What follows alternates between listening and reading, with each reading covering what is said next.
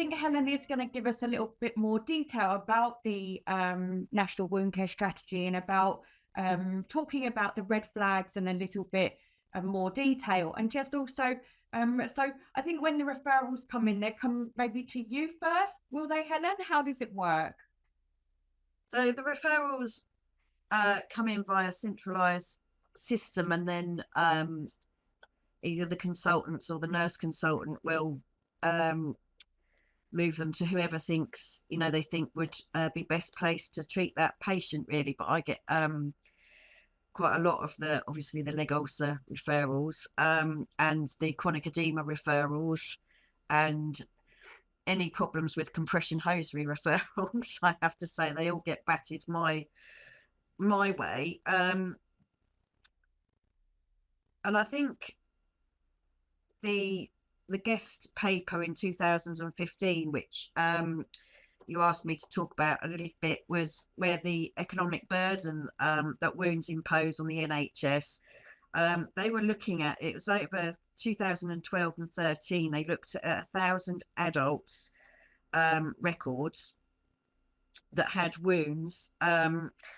The mean age was 69 and 49% of those patients were male. 76% of those patients had a new wound, but only 61% of those patients healed within a year. It showed that there was 18.6 million visits to the practice nurse in that year, 10.9 million visits by a district nurse or community nurses, 7.7 by the GP, and only 3.4 by the hospital. But that resulted in a 5.3 billion burden on wound care, which is similar to the obesity costs, which is about £5 billion a year. So it's quite a lot of money we spend on wounds over a year. 1.5% of anybody is estimated to have a leg ulcer in their lifetime. And this paper also found that only 30% of these patients actually had a diagnosis. So that's an awful lot of people who weren't diagnosed with what leg ulcer they'd got or wound. So then the NHS had the right care, right time scenario come out, which was in 2017 with Betty's story. I don't know if anybody remembers Betty's story. It was a fictional old lady who was 70, who'd got osteoarthritis, and she worked as a shop assistant previously, and she liked her rambling and her swimming.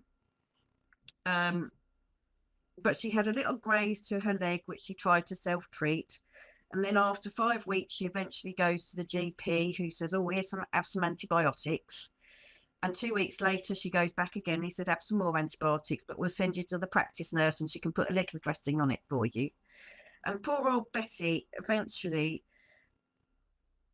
after 6 months, went to dermatology, who did an ABPI and said, oh, yes, you can have compression, but didn't communicate that to the GP or the practice nurse.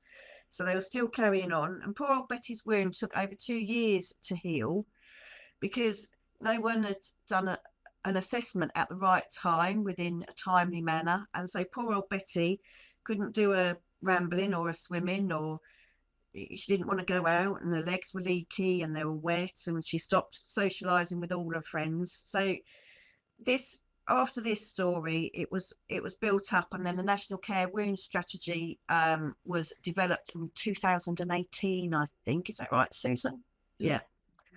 And I've just looked on their website. It was updated this year, and they brought in early warning signals and to look out for the red flags and trying to get people into compression at that first instance when they go to the GP or the practice nurse, or I think, even if we present at the pharmacist now, I think they're going to try and get people into compression even earlier. So it was then to look out for the 6 red flags, which were acute infection, obviously to prevent sepsis, acute or suspected chronic limb threatening ischemia, DVT, any suspected skin cancers or bleeding varicose veins. And if there's no red flags, then the patients you can safely put into light compression up to 20 millimeters of mercury and try and get their chronic venous insufficiency treated quicker. And I think it is all about prevention is better than cure. I think if we can treat these patients when they come into the practice or present at the pharmacy with a little bit of ankle edema or a little bit of ankle flare where you've got the little spider veins, and we can get them into compression quickly, then we can actually prevent a lot of these bigger issues from happening in the first place. Completely agree with you. Yeah. So we are looking at that prevention, isn't it? And I think there's we all need to just be supporting each other with trying to get the education out there. I know as a clinical nurse specialist, I provide education to the whole country now to try and talk about prevention and empowering nurses who are seeing these patients immediately to look for these venous signs and symptoms, and then to try and get some compression on. What I've noticed with some of these nurses, they find compression a minefield, especially when it comes to garments. You know, there are many companies out there offering compression, and you know they just don't know what to choose.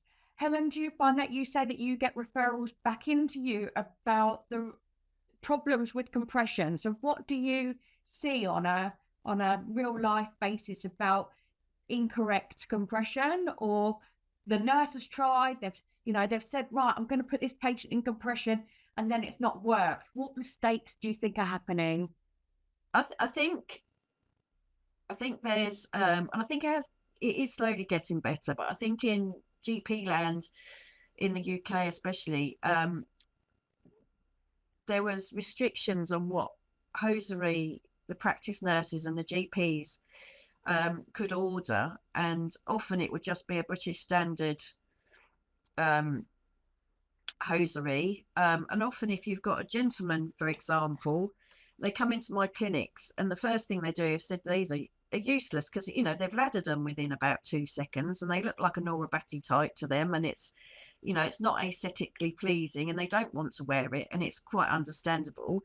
And also they're not in the right level of compression, so if they're a really tall gentleman, class 1 British standard hosiery isn't necessarily going to cut the mustard. Really, they need stronger compression, and it's all about, I think, I live, eat and breathe hosiery, to be fair. So I see it all the time, and it's getting something that they can tolerate and they actually will wear, and they're committed to wearing. If we can get them into a gentleman's sock, for example, with the compression, there's loads of different ones out there. Loads of different companies have different socks. There's sports socks, there's the ones that look like dress socks, there's one that have a different coloured toe and a different coloured top.